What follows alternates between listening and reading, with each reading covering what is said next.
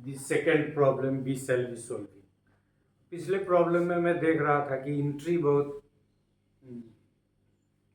Visible नहीं है, लेकिन मेथड आपने समझ लिया है तो करेंगे। इसमें हम कोशिश करते हैं कि सेम तरह से होगा। इसमें हम चाहते हैं कि थोड़ा सा इंट्री ये करे, होगा तो बीच में साफ उफ करने की टाइम को बचाने के लिए पॉज कर सकते हैं। देखिए क्या होता है, लेकिन टेबल बनाने का तरीका वही है। This second problem is that 5 elective subjects आपसे बेहतर कौन समझेगा। We are asked to select 100 boys and 60 girls students. यहाँ देखिए एन बदल गया। The choice of the two groups boys and girls were recorded as, और दोनों का चॉइस है। सब्जेक्ट एक तरफ है, दो वेरिएबल का कंसेप्ट आ गया, एक तरफ ऊपर अल्टरनेटिव से और दूसरी तरफ नीचे बॉयज एंड गर्ल्स है। और उसमें दिया हुआ है कि इलेक्टिव का नाम कोई नहीं है, सिर्फ ABCDE, और उसमें बॉयज़ का चॉइस, फिर किस कैटेगरी में ए के साथ है, बी के साथ है, सी के साथ है। और ये देखना है कि does this subject depend upon the gender, जैसा कि इसके नाम में है। हाइपोथेसिस जो इसका बनेगा वो इंडिपेंडेंस का, मतलब यहाँ यदि हम हाइपोथेसिस बनाएंगे तो क्या होगा कि gender is independent of the choice of electives, the choice of subjects। पिछले सवाल में क्या था, तो एक तो हाइपोथेसिस ऑफ एक्सपेक्टेड और ऑब्जर्व्ड फ्रीक्वेंसी आपस में एक दूसरे के से डिपेंडेंट नहीं है, इंडिपेंडेंट है, ये हाइपोथेसिस बना सकते हैं। और यदि सिग्निफिकेंट वैल्यू आ जाएगा तो नल हाइपोथेसिस रिजेक्ट हो जाएगा, तो क्या रिजल्ट आएगा, मतलब आपस में संबंधित है। तो ये काम इसमें करना है। पिछले प्रॉब्लम में आपका क्या था, सब्जेक्ट था ग्रेजुएट नॉन ग्रेजुएट, तो क्वालिफिकेशन इफेक्ट करता है कि नहीं, या जेंडर क्वालिफिकेशन आपस में जुड़े हुए हैं कि नहीं है, स्वतंत्र है या दोनों आपस में रिलेटेड है। यही चीज़ इसका हाइपोथेसिस बनता है। प्रॉब्लम सही है, इसका हम फोटो बना देते हैं। 60 मतलब जेंडर एक तरफ बन जाएगा, थोड़ा बड़ा बड़ा लिखना पड़ेगा, जेंडर, और फिर यहाँ लिखें आप क्या बोल लिखेंगे उसको, इलेक्टिव्स। अब इलेक्टिव्स में हमने कहा कि पांच है ना, यस, तो इसको हम लोग यही कर दें, A B C D E, और एक और ले लें, नंबर खींच के, चलिए ठीक है, एक और ले ही लेते हैं, ई का है, एक और T मिटाएंगे बाद में। अब यहाँ जेंडर में है बॉयज और फिर गर्ल्स।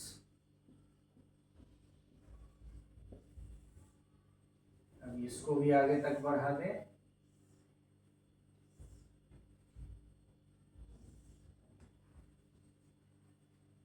और फिर इसका टोटल।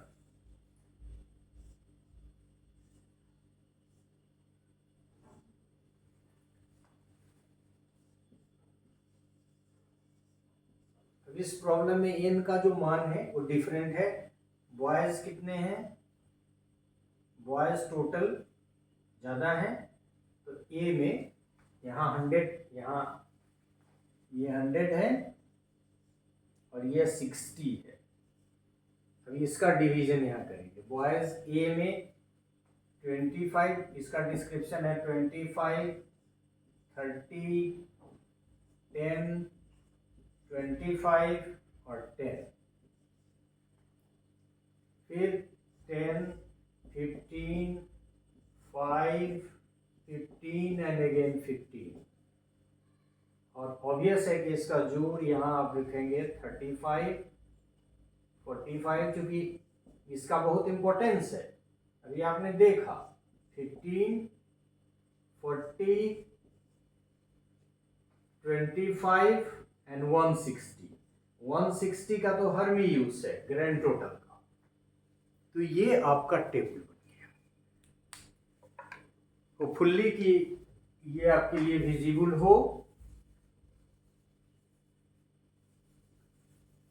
अब सेल जो बना 1 2 3 4 5, 1 2 3 4 5, मतलब 10 ऑब्जर्व्ड फ्रीक्वेंसी के लिए आपको एक्सपेक्टेड फ्रीक्वेंसी निकालनी है। अब फिर हम लोग शुरू करेंगे। यहाँ वर्ड लिखा हुआ है अपर, टॉप हम लोग लिखे थे, उससे अच्छा वर्ड है अपर। अब क्या है अपर लेफ्ट, यहाँ जगह की कमी हो जाती है, यही दिक्कत है। अपर लेफ्ट में क्या करना है, इसकी एंट्री निकालनी है। तो क्या होगा 25 के नीचे ये क्या है 35 और इसके सामने ये क्या है ग्रैंड टोटल 100 और ये ग्रैंड सॉरी इसका टोटल 100 और इसका ग्रैंड टोटल कितना। तो आप टॉप वाले को पहले 100 ही रखें। 100 इंटू यहाँ वाला ले 35 डिवाइडेड बाई कितना 160। फिर क्या लिखेंगे अपर मिडिल, अपर मिडिल या अपर कुछ भी नाम दे, इसमें क्या दिए अपर सेकेंड लेफ्ट, अपर सेकेंड लेफ्ट। अपर सेकेंड लेफ्ट कौन हुआ 100 तो रहेगा ही चूंकि अपर है। तो अपर के लिए 100 सेकेंड लेफ्ट के सामने हो गया 45 और ग्रैंड टोटल 160। फिर मिडिल कर दिया होगा अब यहाँ अपर मिडिल, अपर मिडिल। तो अपर मिडिल का क्या हो जाएगा, अपर का तो 100 फिक्स्ड है, मिडिल का 15 divided by 160 is equal to. फिर इसके बाद आएगा second right, upper second right, upper second right, जगह कम हो जाती है। अपर सेकेंड राइट में अपर तो 100 रहेगा ही, सेकेंड राइट कौन है 40 है, तो नहीं इसमें ना upper second right, yes second right 40, upper second right 40 by 160 is equal to, और फिर अपर राइट, अपर राइट में क्या है 100 तो है ही और राइट में क्या है 25 डिवाइडेड बाई कितना 160। तो ये वैल्यू कितना हो गया, एक तो एक तरफ का हो गया 1 2 3 4 5, एक कॉलम का हो गया 1 2 3 4 5 करके।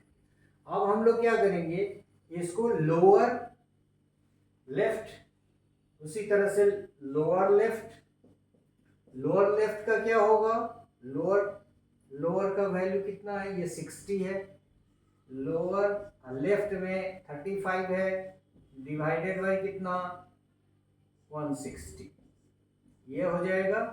फिर lower second left, lower left लिखना चाहिए ना, दोनों एल हो गया लोअर सेकेंड लेफ्ट। अब लोअर के लिए तो 60 लिखेंगे ही, सेकेंड मतलब 45 divided by 160 is equal to, फिर हो जाएगा लोअर मिडिल, लोअर मिडिल क्या है 60 into 15 divided by 160 is equal to, फिर है आपका lower second right, lower second right 60 तो लोअर के लिए, और सेकेंड राइट कौन है 40 divided by 160 is equal to, और फिर लोअर राइट, लोअर के लिए 60 और राइट के लिए 25 divided by 160. So all these values you can easily compute.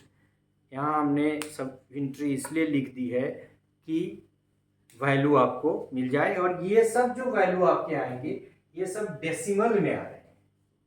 21.88, 28.13, 9.38, sorry कितना 9.38, ये है 25। नेक्स्ट वैल्यू है आपका 15.63। इसी तरह से इसका वैल्यू आ जाएगा 13.13, 16.88, 5.63, 15 और 9.38। हमने मिला भी लिखा ऊपर वाला 21.9, इसको ले लिए है, एक अंक और करके हमने ये कर दिया है, इसको मतलब राउंड फिगर कर दिया है। तो ये जो वैल्यू हम लोगों ने लिखा है हम एक ही जगह लिख देते हैं, क्योंकि कैसे करना है सो आपने देखा है। तो इधर का वैल्यू जो टोटल हमारा आया है उसको हमने 21.9, फिर 28.1, नेक्स्ट 9.4, दो ही दशमलव के बाद एक ही अंक तक लिया है, 25 और 15.6। और इधर का जो वैल्यू है इसको हम लोगों ने लिया है 13.1, 16.9, 5.6, 15 and 9.4। ये वैल्यू आपका, ये फिगर आपका आ गया। अब ये इस एंट्री को उसमें भर देना, मेजर काम वही है। और जब भर देंगे तो सारे एफ ही निकल गए, और फिर कैलकुलेशन आपका क्या होगा, F O minus F E के कैलकुलेशन से आप उसको निकाल सकते हैं। तो आप फ्रेश टेबल बनाएं या इसमें भर दें, ये आपकी मर्जी है। सवाल कैसे आपको परीक्षा में बनाते हैं या रिसर्च के लिए तो खैर रफ में इसकी ज़रूरत है।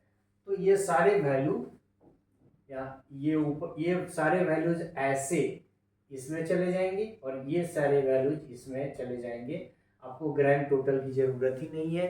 फिर हम लोग टेबल बनाएंगे F O and F E का, और तब कंप्यूट करेंगे हम लोग chi square.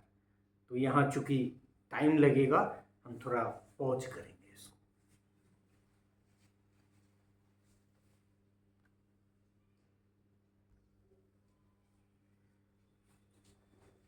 Now you can see the prepared table. अब इसको करने में, बताने में, मिटाने में 10 मिनट और लेक्चर बढ़ जाता तो उसकी कोई ज़रूरत थी नहीं।